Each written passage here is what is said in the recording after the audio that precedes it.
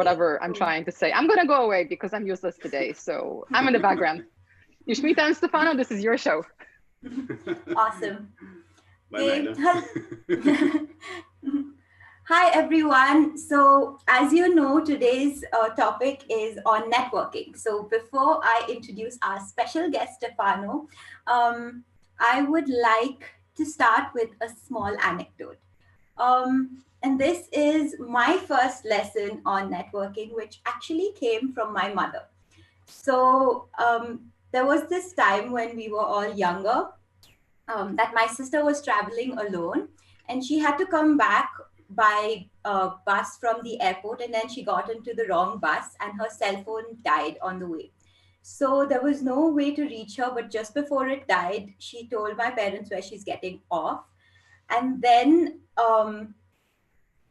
getting on to another bus. So my mother happened to know the regional transport officer, and what she did was she called him up, got him to track not only which bus, but also who the conductor on that bus was, and then called him up and got him to share, and then, called the conductor up and said, okay, my daughter's on this bus. Can you please give her the phone so that I can reach her? And then my sister is sitting in this random bus, and you can imagine like how crowded it might be given what you've heard of like the Indian population. Bangalore is quite populated now. So, and then he's like speaking in Kannada and saying, who is, saying out my sister's name. And then she's like, that's me. And then, so that's how my mom got connected to my sister. And I was just like, wow, this is something here. And I think the lesson that I learned from that was it's not necessarily how many connections you have, but what you do with that, like how you create an opportunity to get to where you are.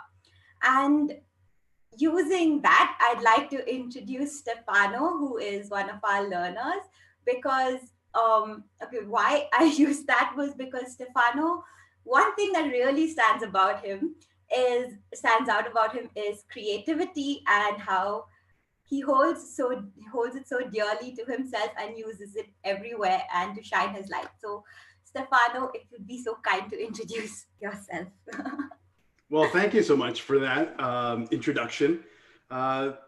First off, I always love to be a part of something incredible with an organization that I truly wholeheartedly respect.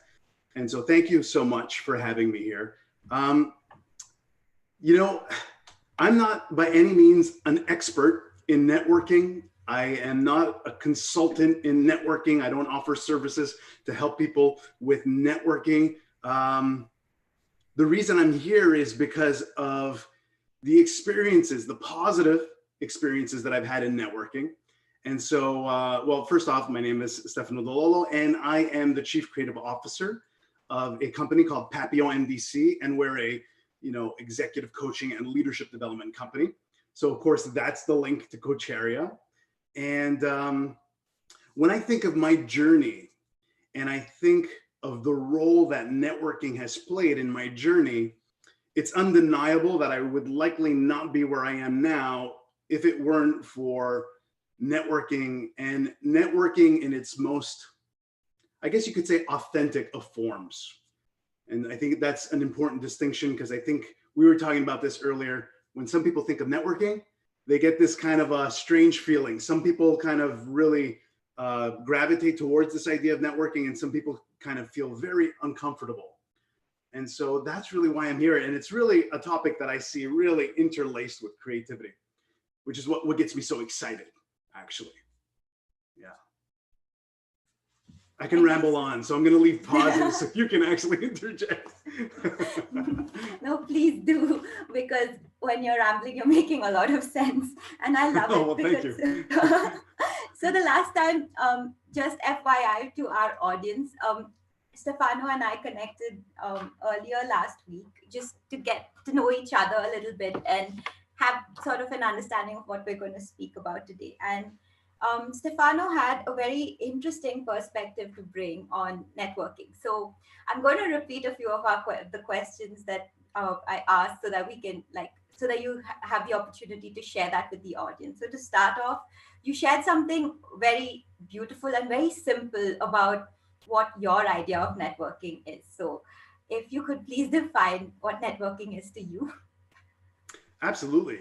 I mean, when I think of networking, and I think you'd ask me, what does networking mean to you? And so if we were in a coach setting, I would probably be asked, what's a word you think of when you think of networking other than networking? And to me, that word that really just appears in my mind instantly is human. I think if networking isn't done in a human way, then it's not networking, it's something else. It's some form of advertisement, it's artificial intelligence. I don't know what we want to call it, but to me, networking is one of the most human things that we can do. And in fact, I think it's why we're struggling sometimes when we are in the middle of a crisis where we're quarantined. I think this is, why we struggle with it, because as humans, we're social beings. And so it's a very difficult thing to be told, well, now you need to kind of separate, even though it's just a physical separation. We have issues with that, I think. And because we maybe aren't at the level where we feel that technology maybe is aligned with what we would get with face-to-face. Of course, there's other people that think it's a great way. And so I'm kind of like, I'm on the fence there. I love face-to-face networking, but I also feel there is great power that comes with the technology. Because of course, you and I are connecting. We live very far from each other. We wouldn't otherwise probably have this opportunity to connect. Now we can. And we can do it in a very human way. We could see each other, we could hear each other, you could see my expressions.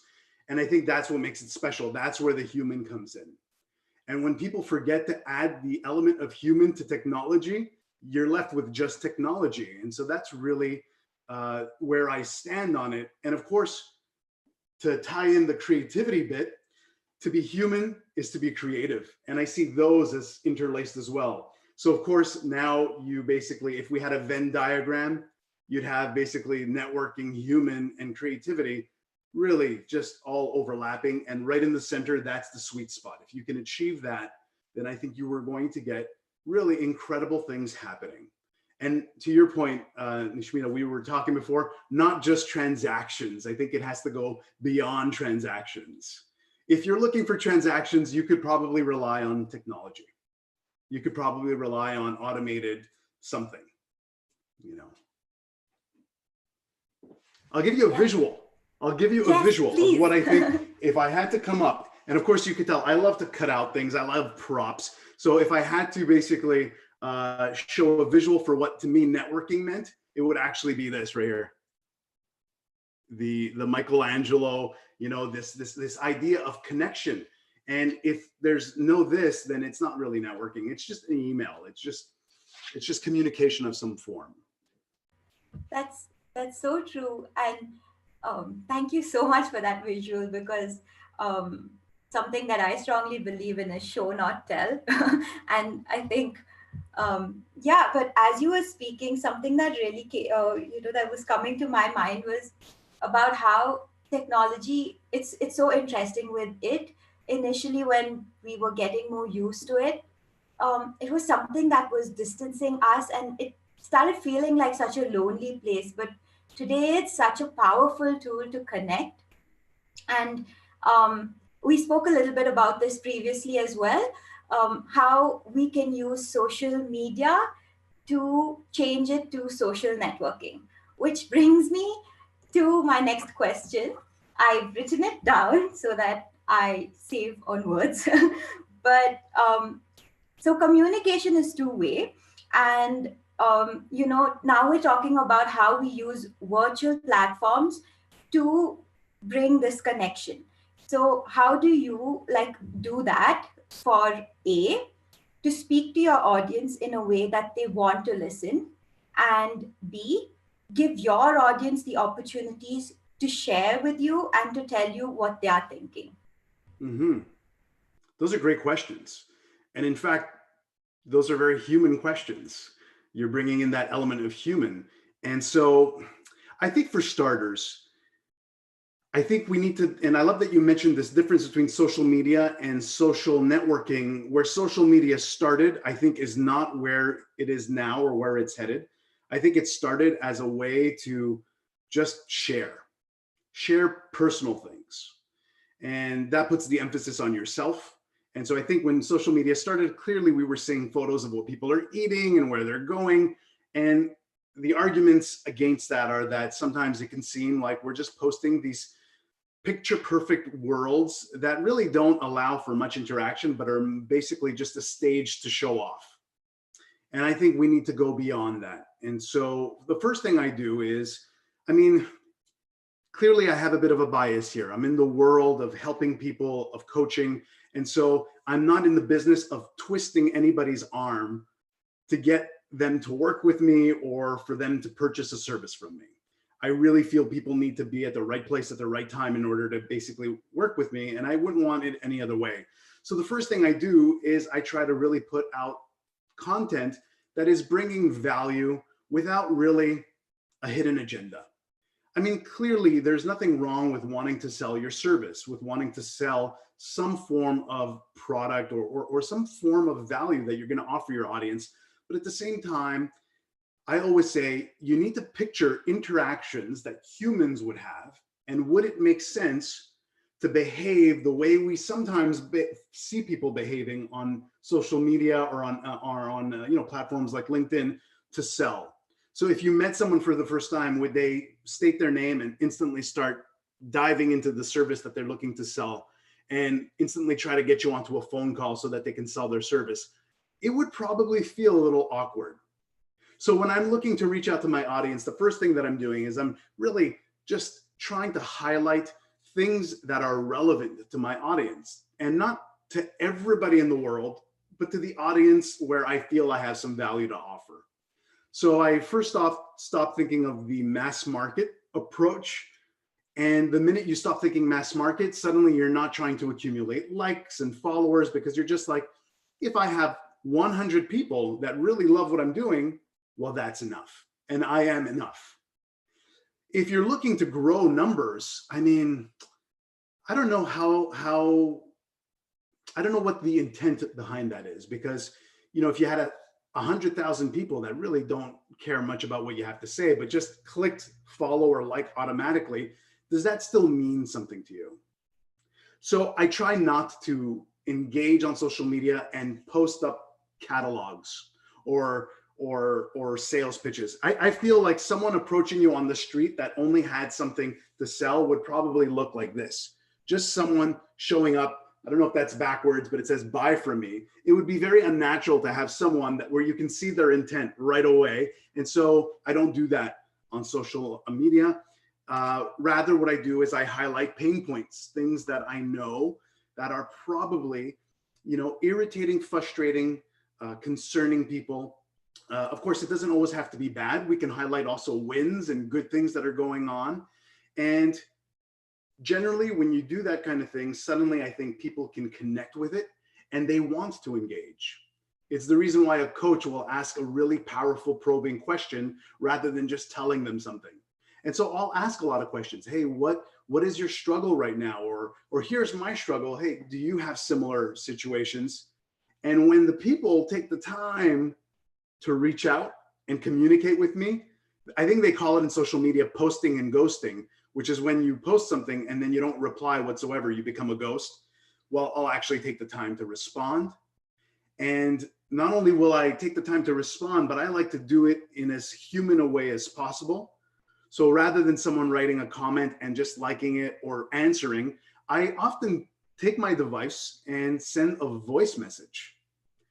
I want them to hear my very human voice, and I want them to understand that there's actually a real person on the other side of this account, and I've heard you, and I'm going to speak to you, rather than just saying like thumbs up, thank you for the comment.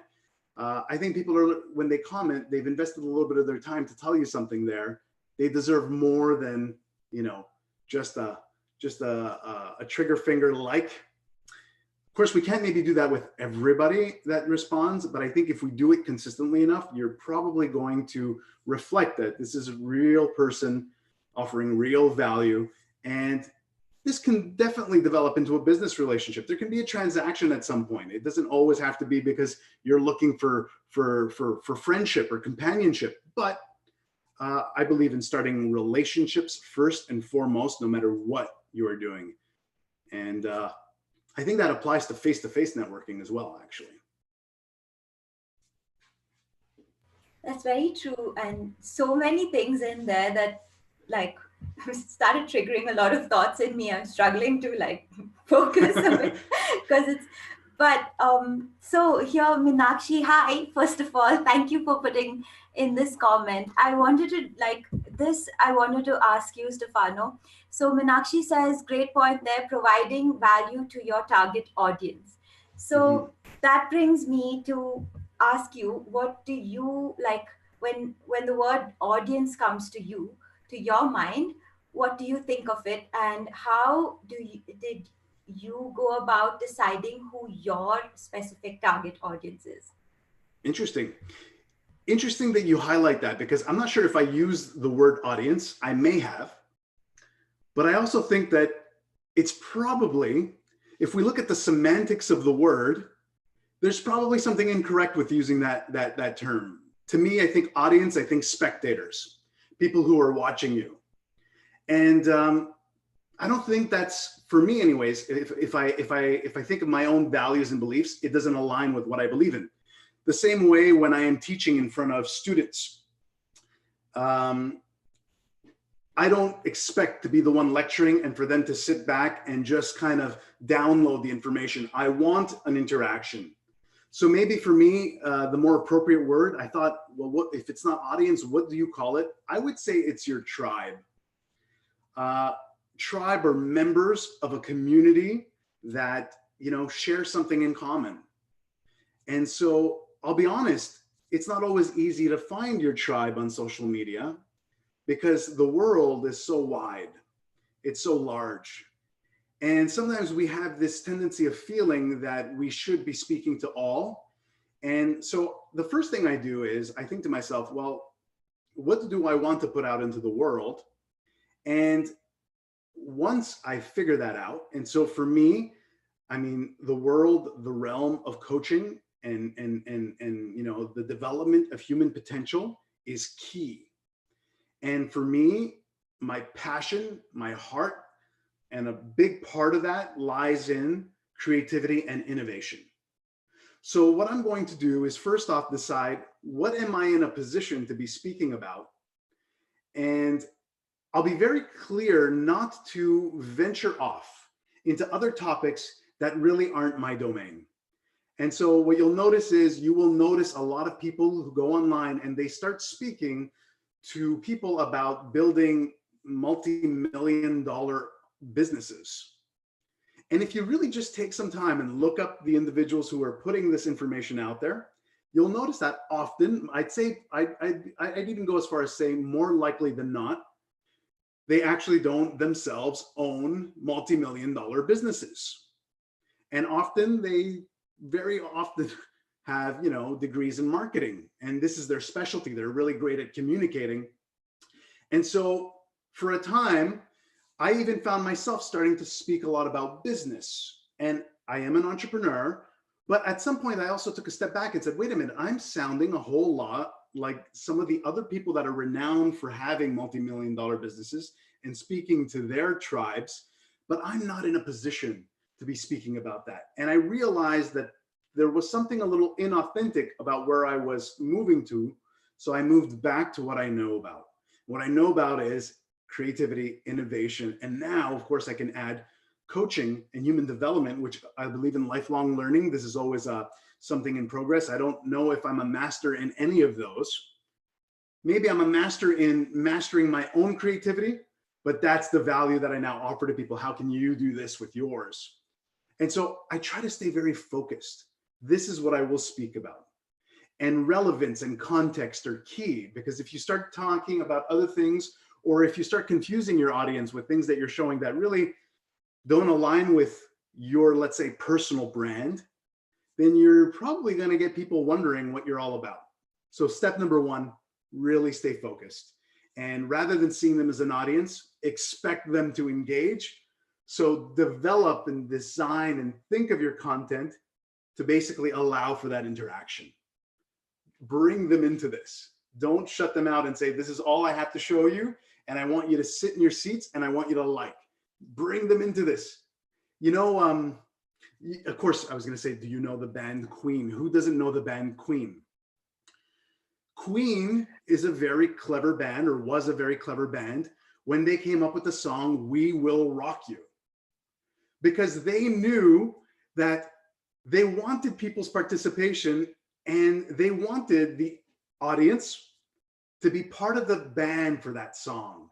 So when that clapping and stomping happens, it is very difficult to sit in your seat and not want to engage and participate into that. And so I found that very clever. And I try to think, I'm going to put out content that gets people wanting to stand up and clap and stomp and participate in this, even if it deals with things that are sometimes particularly difficult that we go through in our lives. You can still have that same engagement. So I think that's rule number two. I could go on forever, but those are the two basics, I think. Yeah, it's so interesting. You know what you said. It also brings me back to thinking about how if you're speaking, just like telling an audience, then you're just standing alone and talking to a bunch of people, right? But like when you said finding your tribe and communicating with them, then you become part of something, and then that is in itself a weird, like, I mean, it's not weird, but it's an unexpected support system, I would say, that you have when where you know that you're not alone, and that like there are so many people who think like you and who think along the lines and believe in the same things that you do. Absolutely. I also like for everyone listening here today, somebody that when Stefano was sharing about how he speaks to his audience. I'm sorry, I'm using the word audience again, but it's just in my brain. But yeah, interacts with people.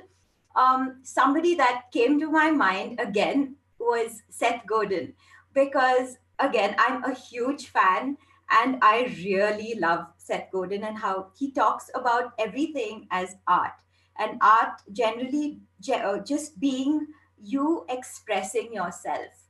Even an idea is how you articulate what's going on in your brain to create that same, for want of a better word, but image in someone else's. And like, what better way to create a oneness than that, right?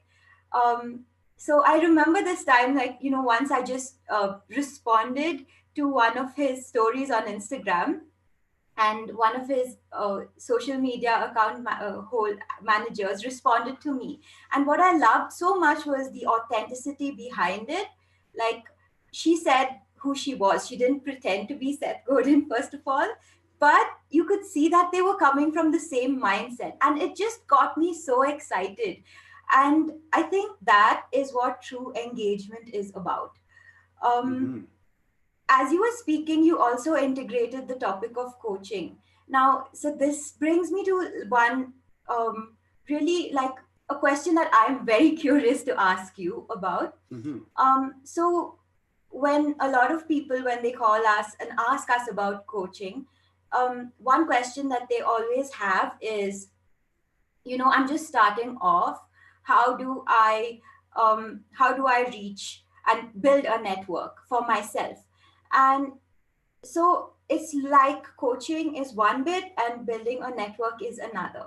But today I want to ask you how your learnings through your coaching, like coach training journey, has impacted your networking. Oh, wow. That's a great question. I love that. I love that you highlight, we as human beings, we love to label things. We love to organize things, kind of like these Post-its in the back. We love to kind of segment everything. And to your point, these people sometimes reach out and they're saying, well, coaching is one thing and networking is this other. And so the first step is realizing that they actually can be fused together. They're never going to be the same thing, but they can kind of like those Venn diagrams, those two circles, the overlap.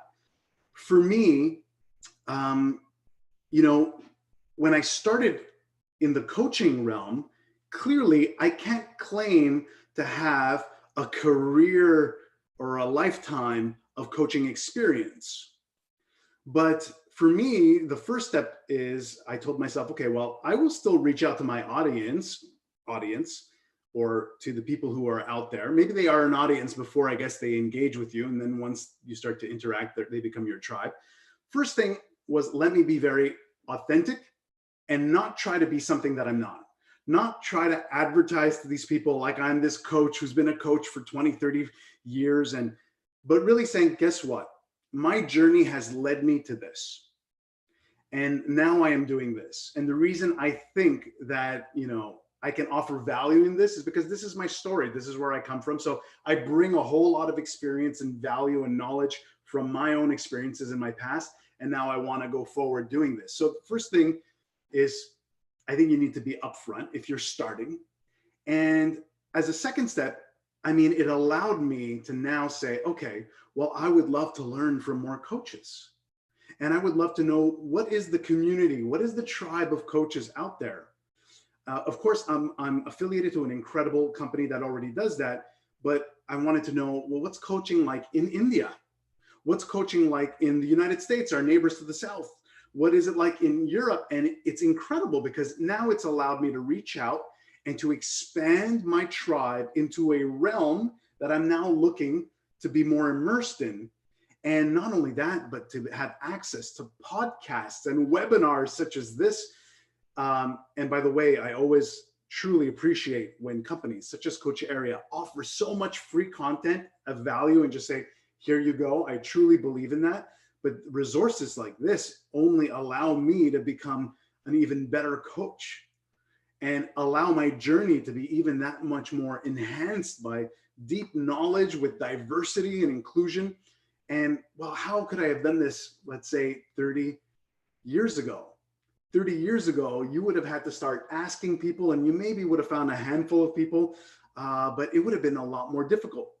So number one, I think, you know, jumping onto social media, researching the organizations, you know, the ICF, Coach Area, all the affiliated, and really start learning and engaging with those people. And now you have an opportunity to ask questions, but now you can also you know, reach out to your audience and say, well, I'm really affiliated to all of these groups here because of what I'm doing. And so I think that's really the first step. If you're a coach, I think it's, you know, and especially if you're starting off, and we're talking about coaching, but it could be about anything. You're starting off, first off, I think people can see through very promotional tactics to try to just kind of, I guess, seduce people. So I really think bringing it back to being, you know, integrity, honesty, transparency, saying this is what I have, but also using these resources to dive in deeper and really expand that network of coaches. Like I've done with you, like I've done with Magda and all the, I mean, I could have been a student of Coach Area and just left it at that and said, well, I'm doing this with, yes, we write each other some emails, but I said, I want to know the people associated to Coach Area. I want to understand RAM a little bit better and know a little bit more. So clearly I went onto my social media platforms and I connected with these people. You know, that was very important to me. Yeah, I think that was one of the things that really stood out to me when we spoke the last time as well. The fact that, you know, you didn't just research about the company or read up and get a vibe of what, you know, what we stand for through our website, but you took that extra trouble to see who are the faces of this company and then go and understand a little bit more about that. That's actually very interesting and a little bit of like a tiny note that I'm going to keep for myself as well. You know, I did have a question post that, but anyway, something that I wanted to ask you also was, you know, your Instagram page is very interesting. Like I was just looking at it and honestly, you can go on and on just looking at it. Thank you, Magda. She's posted it in there. I always love how quick she is. She's lightning quick. Yeah. Um, there she says she's useful. You really are. But so what I wanted to ask you a little bit about was if you could share with us your journey of on social media, like a little bit about how it was when you started on it and how it goes on. Now, the reason especially why I'm doing this is because I understand that a lot of people are intimidated by it, but it is actually such a powerful tool to allow people to get to know you without having the opportunity to personally interact. It's like it's this chance for you to tell your story and to really understand what it is that you stand for. So like you said, a lot of times people might fall for this opportunity of tricking and trying to use it as a mask to seduce their audience, but there is a different power when you use it to show who you really are. So, yeah. Absolutely. I mean, I started my Instagram account specifically very similar to how many probably started Instagram. I believe I started a couple of years after the platform was launched. And I really just thought it was a great opportunity to create a form of, I guess, a photo album of some sort. And so it was just exciting because it was a photography feature. And so I was taking photos of food and like where I was going. And I think my first post ever was like a garden gnome or something, just to give you an idea of like, really, I was just having fun with it. And of course, I was in a corporate job and I was having a great time. But as the years went on, I started to realize that my values and my beliefs were no longer aligned with the company that I was working with. And so they were going through a tough time. And at some point, I basically decided to disconnect myself and basically say, I think it's time that we go our separate ways. And I walked away from there really not knowing what the future held for me, but knowing that most of my life, I'd focused a lot on my own creativity. And it was always a whole lot about me. You know, when we're children, we love creativity. The relationship is very simple with creativity. We love expressing ourselves. We have very little restraint. And then as we go through the educational system, something changes for some of us, and we start to repress this part of ourselves. Whereas I've always fought to keep this part very much alive. And when I was in a corporate job and I realized that I felt that I wasn't feeling fulfilled, it felt like a hole was starting to form within me. I felt empty. When I left my job, I felt free somehow, but what I recognized was that perhaps the social media that I had before me could offer me more than just a platform for me to show my creative abilities. And it was a platform where I could reach out to people and try to figure out what my next step was. And so it really gave me this platform to express myself, to show some of my abilities. And I was somewhat trying to find my way. I was trying to navigate to the next step in life. And what was incredible is I just started to post the things that I truly loved and the things that I truly wanted to accomplish and wanted to do. And I expressed this mainly in the form of art. And I started to get a lot of people, great organizations that are very well known, especially here in Canada, reaching out to me through direct messaging and saying, we would love to work with you. And I could not believe the power of what most people at the time thought was this platform for posting your meal, that I was getting people saying, we are ready to work with you. And I would say things like, okay, well, would you like to have some form of an interview or a meeting before? And they'd be like, no, we've seen your Instagram. We're ready to work with you. If you're interested, come work with us. And that's when I realized the power that came with social media. I know there's a whole lot of negative things that are also associated to social media, specifically with our youth. But I was like, wow. And it really opened up my world. And my career was creative, but now it was multifaceted, and I was doing all kinds of crazy creative things with different organizations, but I was also in a position where I could offer some value that I'd never offered before. And suddenly that hole that I was feeling, that emptiness, even though on paper I had the great job, I had a, I was in a leadership role, I had the promotions, that hole actually for the first time started to shrink. And so I started to realize that this platform was powerful, and not necessarily powerful because of how many likes you get or how many followers you get. And at one point when I was exclusively posting art, I had thousands of followers. But then I started to realize that my followers were often just focused on the art. And I wanted to change that. And so the first thing I did was I started to change it by making my account a lot more humanized and showing a lot more of myself and speaking a lot more to my tribe and saying, this is what I'm about. This is what I believe in. Do you feel this way? Let me know what you're thinking. And it certainly, my followers dropped because I had an artist community, and now I was speaking to a slightly different crowd. But what's important is that the people that believed in what I was doing, they stayed.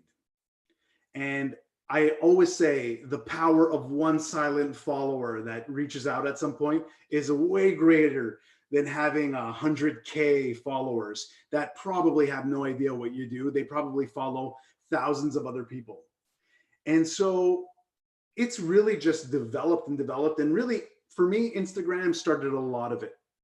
But I've been able to transfer a lot of the value that I'm offering on that platform to platforms like LinkedIn and to Facebook. Quite honestly, I'm on all the social media platforms, even TikTok, which some people argue is for youth, for very, very young audience. But I also believe that that's where every social media platform kind of begins, and then it expands and the world kind of adapts to it. But also, I think, well, if I can communicate something of value to youth, maybe I should be on their platform. So you won't necessarily find things that are very different than what I'm doing on other platforms, but I'm maybe speaking to a slightly younger tribe there. And I think we need to speak to them. We can't shut them out. We need to make sure that, they also understand what we're all about. These are the people of tomorrow here. They're our future. They're the people that are going to be inspiring us. So yeah, that's my take on social media.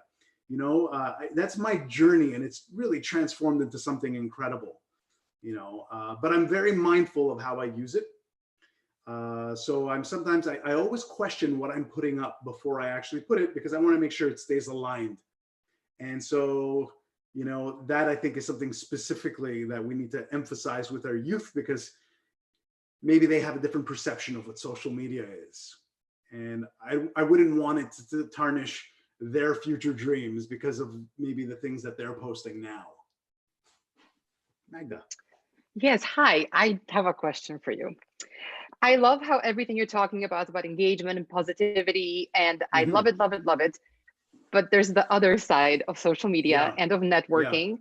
And, on the nicest way I can put it is trolls. But, we're talking about networking and how I'm not very graceful when it comes to trying to sugarcoat things. How do you disengage with people? How do you say no? Like, how, in both the social media context as well as in a virtual networking or real life networking? Yeah. What do you do? That's a great question. I love it, because I am an eternal optimist at all times. And so, of course, there's this reality that there are trolls. But you know what? I've met the same trolls face to face in networking events. I've sat next to people and they ask me what I do. And as I'm explaining it, I can literally see their eyes looking somewhere else, because clearly they're not interested in whatever it is that I have to offer, or they realize that they can't sell me something. And so I often ask people, well, how would you behave if you met someone like that? So when I've been in situations like that, I didn't work very hard to continue engaging with this person. I kind of was like, okay, got it. Clearly we're not, got it. And the difference is that now we have these same trolls that can hide behind anonymity. They're still there.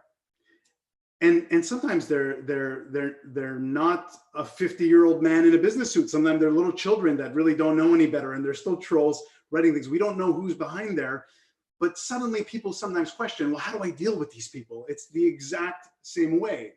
Do you need a tough skin? Yes.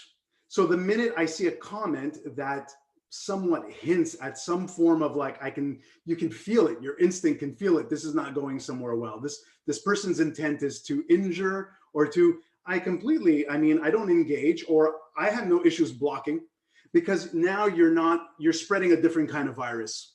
We have a virus that we are, at this time that we're filming this, is very much present. There are other kinds of viruses that people have been spreading for years. And it's tough, but you do have to also say, okay, this doesn't feel right. And some people say, don't read your comments. What's difficult about that is if you don't read your comments, how will you know to respond to the people that are writing some great stuff? So you do need some tough skin there. You do need to have a certain filter, but I will never give the person a satisfaction of giving them a response if they're going somewhere nasty. That's what they want from me. They are looking to draw a response from you, and it's like, sorry. Kind of like if you were at a party and someone came up to you and said something really rude, I won't sit there and continue to engage. It's like, okay, and I'll walk away. You're so much of a better person than I am. Well, you know what? I will be honest. What's helped me a lot is coaching. Because I was going to ask you, how would you approach this? Because for me, yes, I don't want to engage, and I try not to engage. And I think in most cases I don't engage. But especially if you insult me or mine, or especially not even me, but someone that I care about, it's very hard for me to hold back. Like, I'm coming for you with the might of 1,000 suns. Yeah, and you know what? And I know it may not seem this way, but I'm the same way. And I always used to say that my smile is laced with venom because I can strike. But what coaching has changed for me is in those moments, I actually start to ask myself questions and say, okay, what's happening to you right now? Oh, you're feeling angry. Clearly, what it looks like is this person is trying to injure you, and now your ego wants to engage. And I have that, and I know it sounds difficult, but somehow I'm able to do it. And people, ever since I've trained with Coacharia, people are saying, you're different. And I'm like, well, how so? And they say, even in a discussion, you don't defend yourself and try to kind of make yourself be in a position of being right anymore. You will listen. And then sometimes you'll back off just by saying, okay, the person, and they say, I can tell that actually frustrates people more than if you were kind of ready to spar here. It's like kind of like, okay, is that the way you feel? That's fine. And people are kind of like, these people want a response. The trolls want the same response. They want you to write, hey, no, you know what? My stuff is very creative, mister, and I am this. That's what they're looking for. So I'm just like, okay.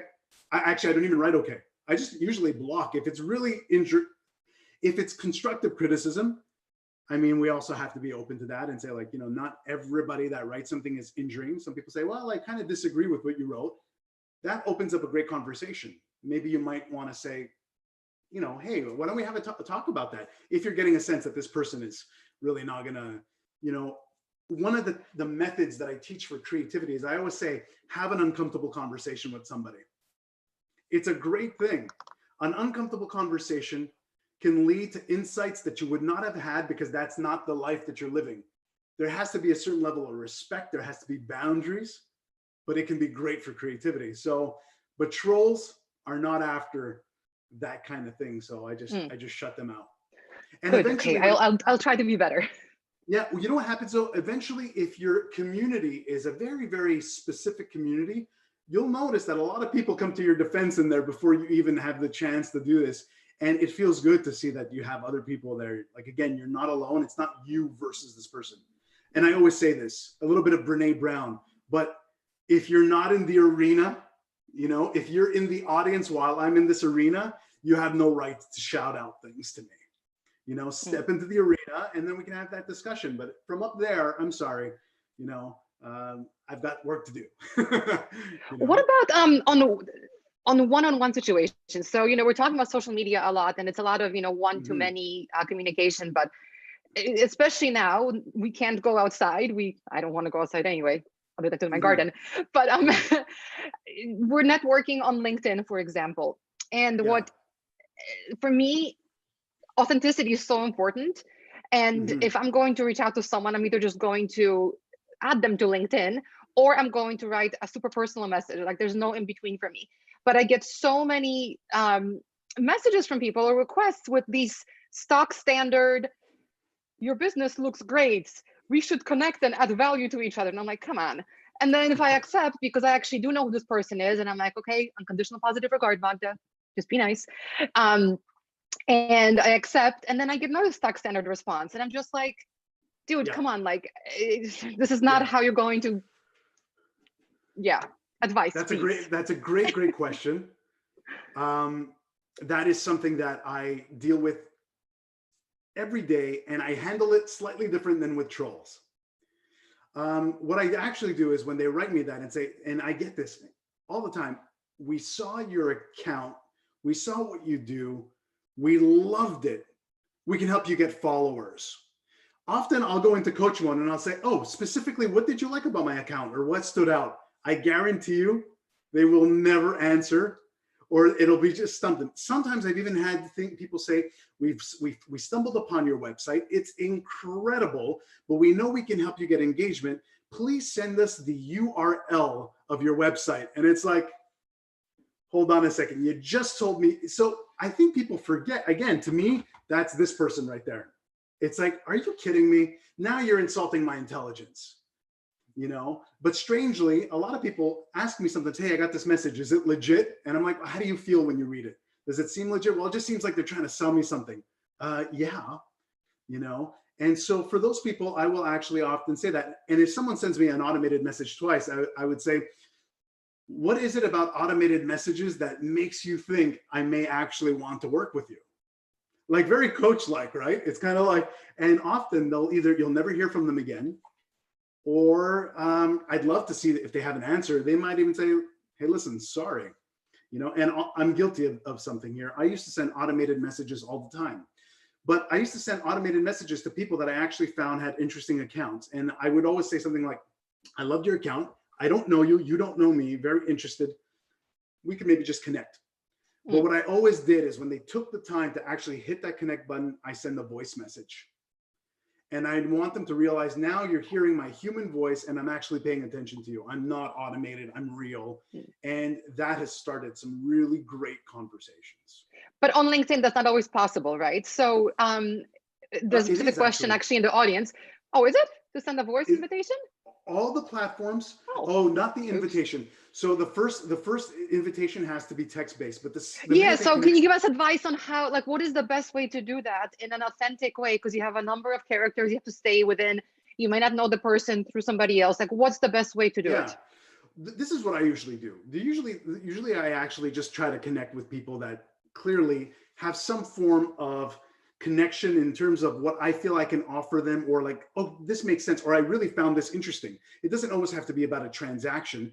And I will try to make it very clear. Now, this moves away from a lot of the automated systems, clearly, which I know a lot of us are using, but I usually try to actually state something that's relevant to their account versus like, I noticed you worked here for this many years. Really cool. Let them know you're at, because if it's like, hello, blank, and they fill in Magda, you know, so nice to see. And it's like, you can see right through that. You just said it yourself. And I don't know why so many of us try to keep doing it. And we sometimes forget to be human. Even in Zoom calls, I've been having a lot of meetings, as most of us have. A lot of times the video is off.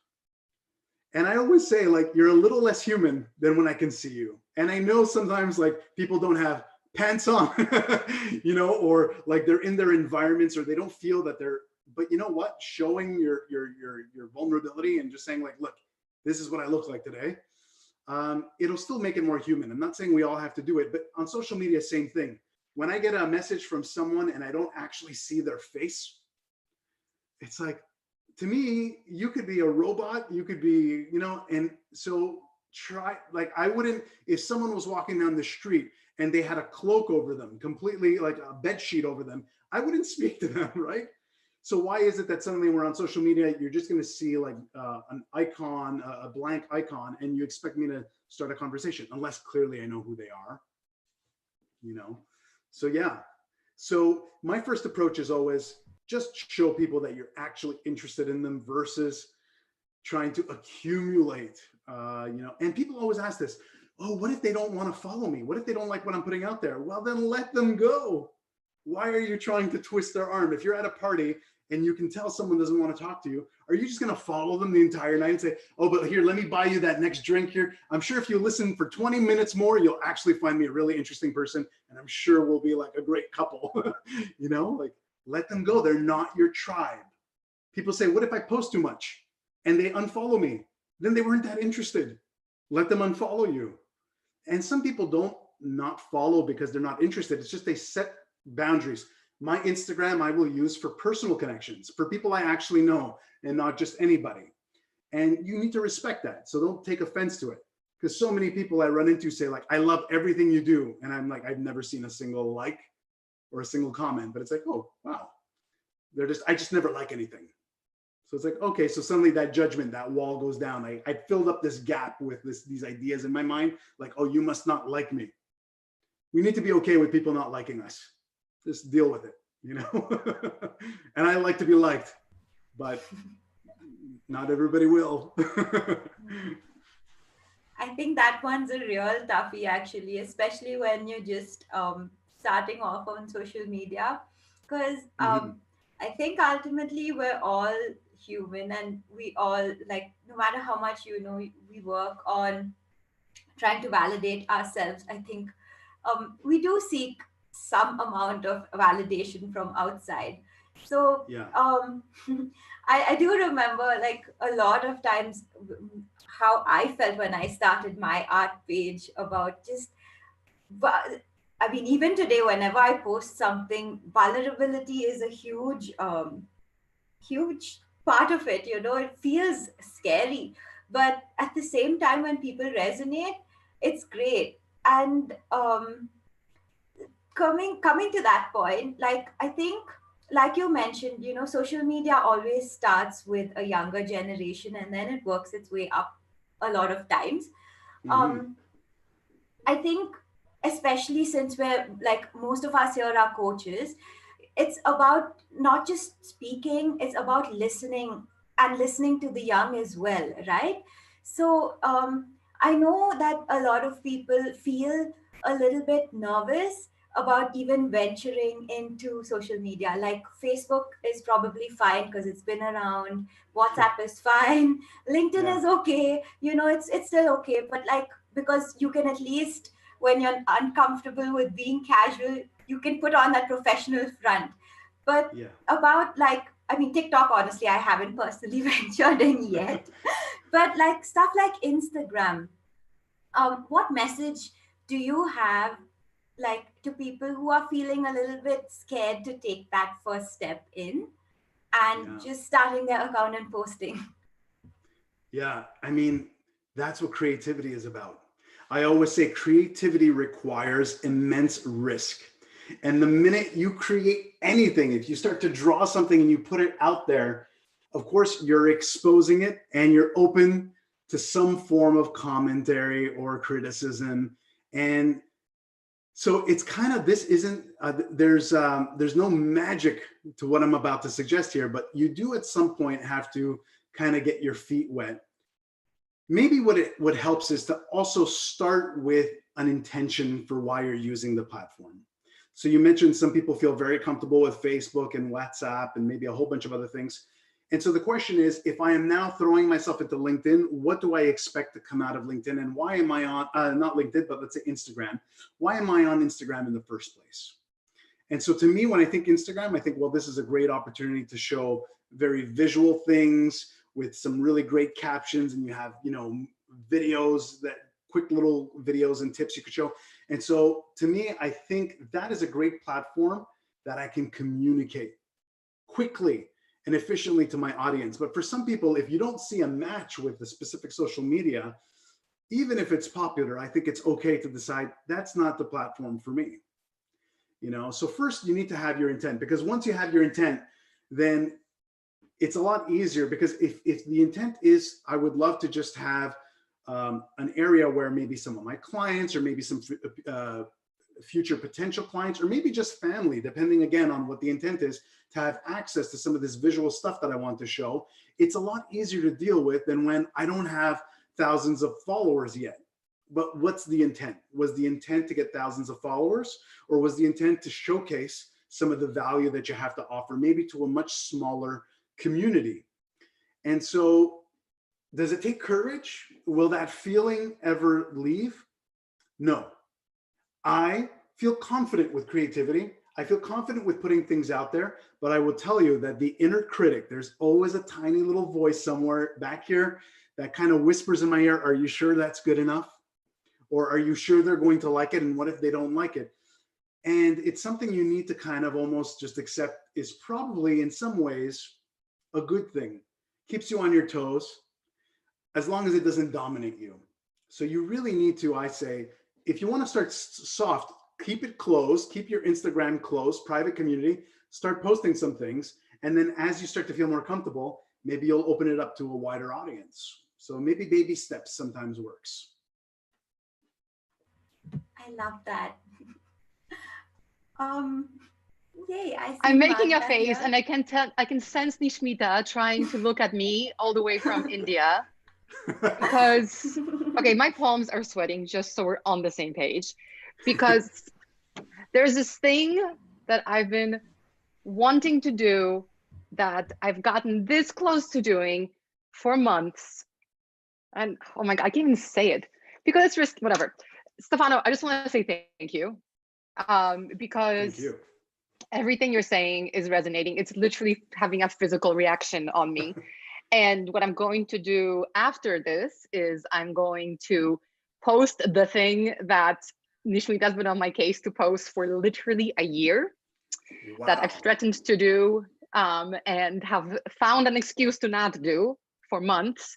And then Nishmita and I will go live on Instagram so we can chat about it and we can discuss all the different things that we learned today. Because, like, holy crap, I don't know, I feel like I'm pretty social media savvy. I feel like I have really thick skin. I'm really comfortable with people not liking me. I actually prefer it because I hate being in the middle. I love being on the extreme. So either love me or hate me. That's great because it saves all of us a lot of time. And having all of those things that I feel are, you know, a tick in terms of the things you talked about today with networking, with social media, I've learned so much today, and it's kind of kicked my butt a little bit and made me realize that this is an area that we're still learning, all of us, and we're still exploring. And what's kind of accepting that there's a risk, I think it's the number one thing I learned today, and being comfortable with that risk, and then just being vulnerable and doing it anyway. So thank you. Yeah, well, my pleasure. And I'm excited for you. And also, Nishmita, you also posted a week ago yourself singing. Yes, I did. And I was like, wow. And, you know, I'm glad that you brought this up, Magda, because I think it is a healthy practice, especially for creativity, to always ask yourself, what is something that terrifies me that I've been avoiding doing? I think comfort zones are quite literally brutally lethal for people's careers, for their lives.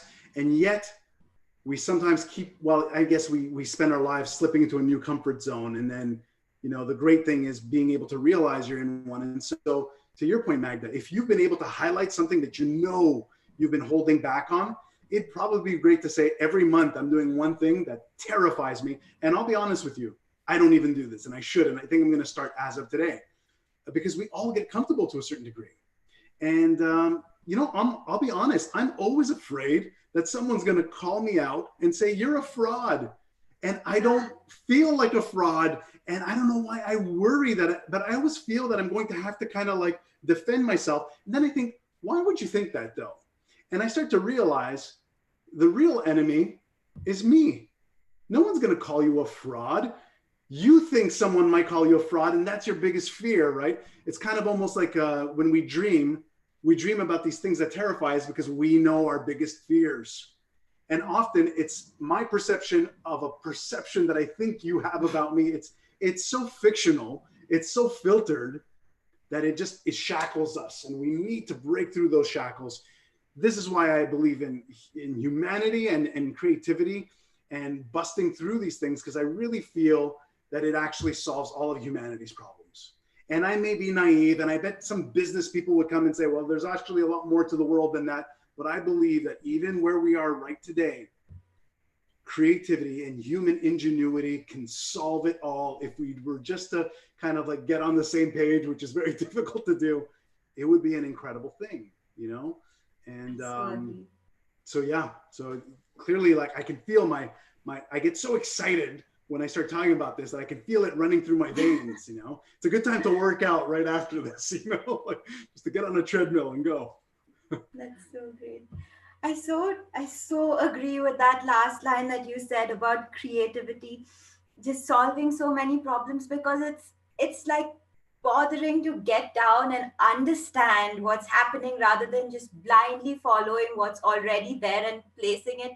You know, it's like making a glove that fits a particular hand, and that's Yes. exactly what we need today, like since forever actually, as a world. I have one message to everyone who's listening.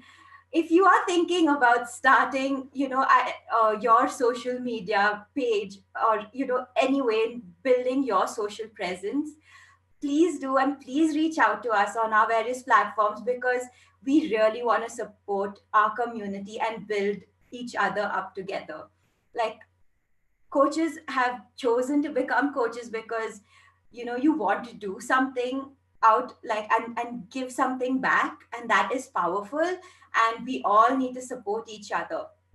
So there is an article that we've written on how we can post how we can support each other as a community, and I'm just sharing it in here. Please feel free to reach out, email us if you have ideas, or if you would like to share something with us. We're always happy to help each other grow. So Nishmita, that's awesome. And I do want to add one tiny thing. So first of all of the links to the various social networks and things that Coacharia is on, they're always in the footer of the emails you guys get from us. Mm-hmm. So just click on that and you'll connect. But I'm pasting one more link right now in the chat, and it's marketplace.coacharia.com. You'll all be getting an email about this later today, but to make a long story short, Nishmita talked about connecting and giving back and all that great stuff. Right now, a lot of people are struggling. We try to keep things, productive and constructive and light, but a lot of us are struggling with different things. So a bunch of coaches in our community asked, what can we do as coaches, as Coacharia? So there's a couple of things that we are doing. One of them is this link that I put in there, marketplace.coacharia.com. We are offering coaches a place to offer their pro bono services. So if you go to that website and you register as a coach, once you get into the spot where you're adding your listing, there's for type of coaching, you can select crisis coaching and put down $0 as your fee. And then feel free to share this website with people who might need to speak to someone. So, as coaches, we can't say that we're counseling because we're not, counselors, but coaching was born out of counseling. And a lot of what we do as coaches is the kinds of benefits you would get out of counseling, but it's future focused and it's about empowerment versus exploring the past. So I highly encourage you to please register yourself as a coach on that website and share that with your networks, because, if we have the time, let's help each other. The world needs it now more than ever. Indeed. Yeah. Oh, Nishmita, you're muted. Yeah, I'm still trying to learn how to manage a chat while speaking. It's like struggle. But thank you so much, Stefano, for being here, so present and authentic, and just sharing so much with us.